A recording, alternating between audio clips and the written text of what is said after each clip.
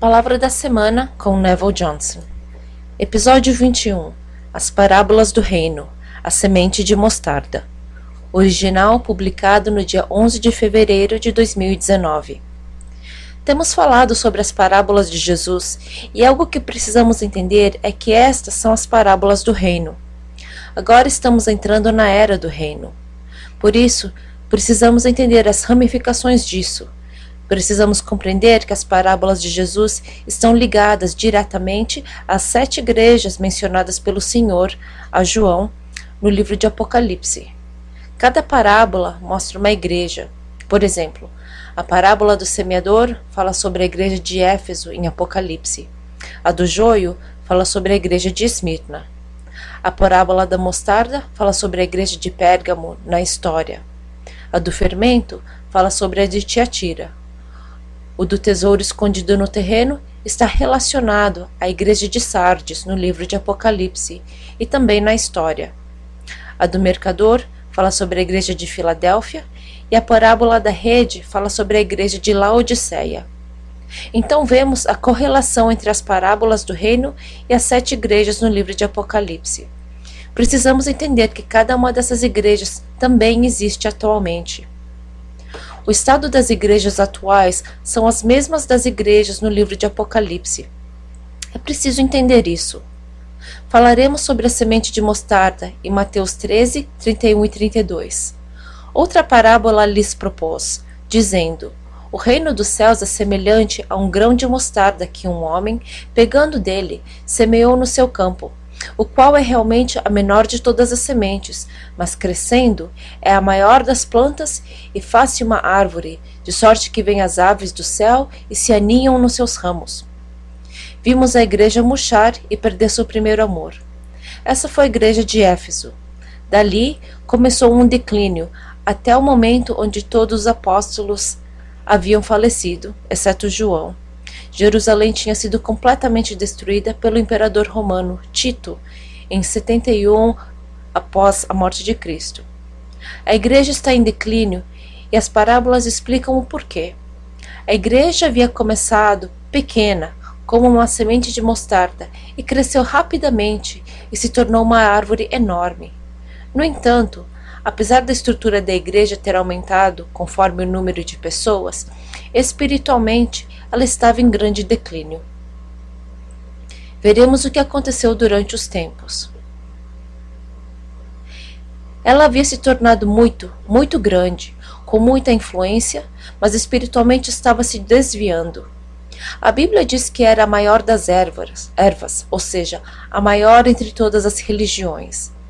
Apesar de ter sido uma organização enorme, o declínio estava estabelecido. O verso 32 fala: o qual é realmente a menor de todas as sementes, mas, crescendo, é a maior das plantas e faz-se uma árvore, ou seja, a igreja, de sorte que vêm as aves do céu e se aninham nos seus ramos. O que aconteceu? Como aconteceu? Qual foi a causa disso? Muito simples. A igreja e o Estado de Roma se uniram. O cristianismo se tornou a religião de Roma. Precisamos entender as ramificações desse casamento que provou ser desastroso. O imperador romano Constantino aceitou o cristianismo no ano 321 e tornou-se, se assim quiser dizer, a religião do Estado de Roma.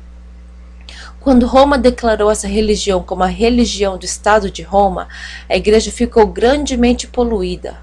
Havia muito paganismo em Roma. Eles adoravam vários tipos de deuses, como sol, vento, muitos espíritos, como a rainha dos céus e outros mais. É interessante ver que a rainha dos céus que eles adoravam era a imagem de uma mulher segurando um bebê em seus braços. Jeremias 7,18. Os filhos apanham a lenha, e os pais acendem o fogo, e as mulheres amassam a farinha para fazerem bolos à deusa chamada Rainha dos Céus, e oferecem libações a outros deuses para me provocarem a ira. O culto a esse espírito é mencionado mesmo nos dias de Jeremias. Os romanos adoravam esse espírito com o mesmo nome, Rainha do Céu. Os nomes desses deuses foram mudados quando foram trazidos à igreja, mas os espíritos são os mesmos. Esse espírito chamado Rainha dos Céus era demoníaco, mas quando entrou no cristianismo, seu nome foi mudado para a Virgem Maria, uma mulher com o bebê em seus braços. Assim, esse espírito começou a ser adorado. A Rainha dos Céus passou a ser conhecida como a Virgem Maria. Todos os tipos de práticas pagãs vieram do Império de Roma para dentro da Igreja. Os nomes podem ter sido mudados, mas os espíritos são os mesmos. Isso abriu as portas para um grande declínio da Igreja. Isso é muito interessante. Mateus 13, 31, 32. Outra parábola lhes propôs, dizendo: o reino dos céus é semelhante a um grão de mostarda que um homem, ou seja, Constantino, pegando dele, semeou no seu campo, o qual é realmente a menor de todas as sementes, mas, crescendo, é a maior das plantas e faz-se uma árvore, de sorte que vêm as aves do céu e se aninham nos seus ramos. Um homem, Constantino, semeou, e isso se tornou uma organização imensa e fez com que ela se tornasse a Igreja de Roma. O declínio foi muito rápido. A declaração para queimar as escrituras, destruir as igrejas, matar os cristãos, aconteceu somente anos atrás, e nenhum deles foi bem sucedido em destruir a igreja. Ela sobreviveu, apesar do número enorme de mártires. Apesar da igreja não ser poderosa como a primeira igreja de Éfeso, ela ainda existia. Ouça atentamente o que realmente aconteceu. Eles não puderam destruí-la através da oposição, martírio, etc., exceto pela união com o Estado de Roma e se tornando uma única religião. A religião de Roma se tornou a da Igreja Cristã. Isso foi uma obra-prima de astúcia demoníaca, ou seja, se você não pode vencê-los ou eliminá-los, junte-se a eles e os polua. A igreja de Éfeso perdeu seu primeiro amor, e isso a levou à igreja de Esmirna, onde houve grande sofrimento, e esta declinou a ponto de chegar à igreja de Pérgamo. A palavra Pérgamo significa que significa ser completo, minucioso, profundo, e gamos, que significa casado, ou seja, casamento completo. Isso é muito profético. Esse é o nome da igreja resultante entre o casamento, união entre o Estado de Roma e a igreja. Eles se tornaram um. Em Apocalipse 2,14, lemos o que Jesus falou a respeito da igreja de Pérgamo. Contudo, tenho contra você algumas queixas. Você tolera em seu meio pessoas cujo ensino é semelhante ao de Balaão, que mostrou a Balaque como fazer o povo de Israel tropeçar. Ele os instigou a comer alimentos oferecidos a ídolos e a praticar imoralidade sexual.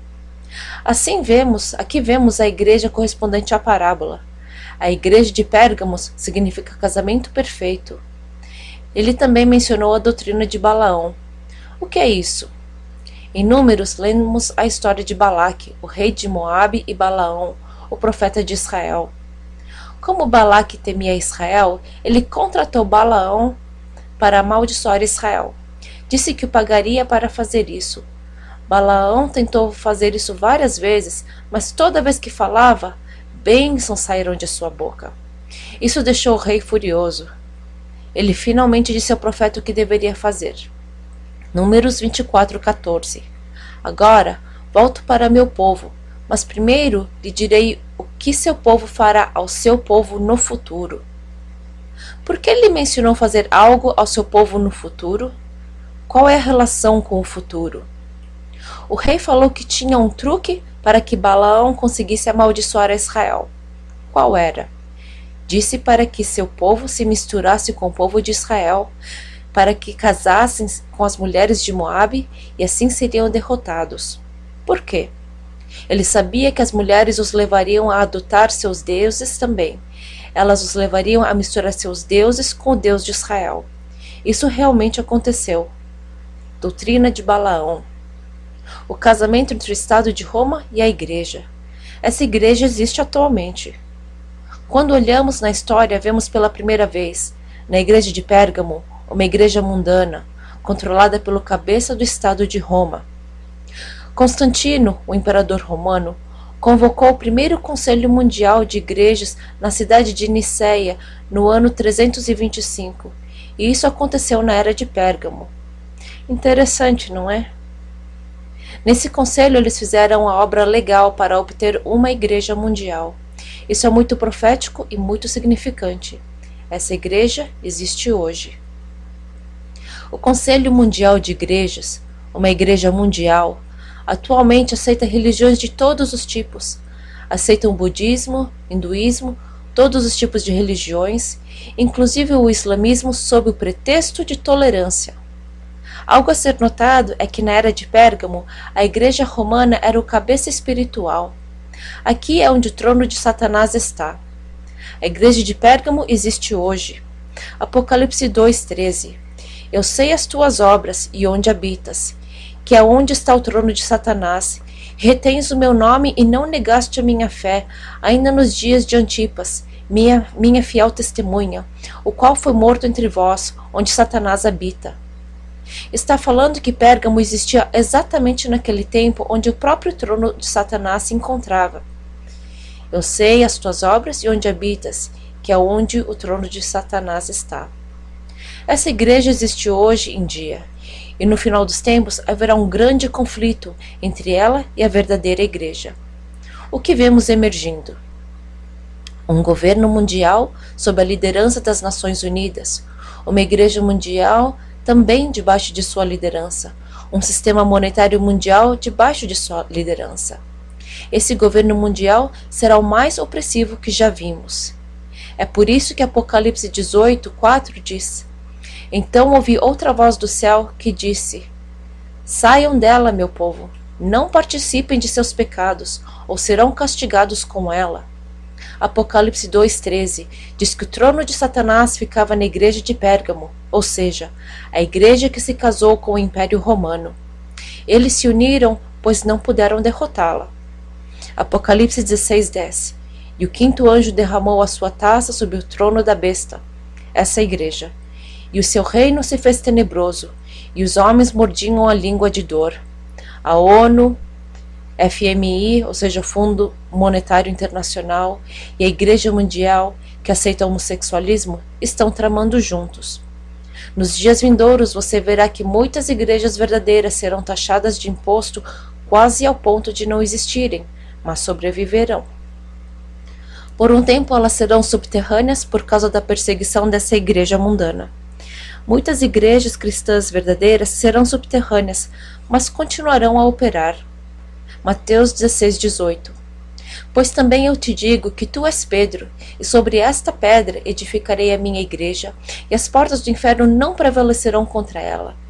A falsa igreja, o sistema do anticristo, essa junção de Roma e os sistemas desse mundo não prevalecerão contra a verdadeira igreja. O Senhor é o nosso auxílio. Mateus 28:20. Ensinando-as a guardar todas as coisas que eu vos tenho mandado, e eis que eu estou convosco todos os dias, até a consumação dos séculos. Ou seja, eu estarei com vocês até o fim do final dessa era. Amém. Vemos esse sistema. A igreja está em declínio de Éfeso e continua a descer até a tremenda perseguição.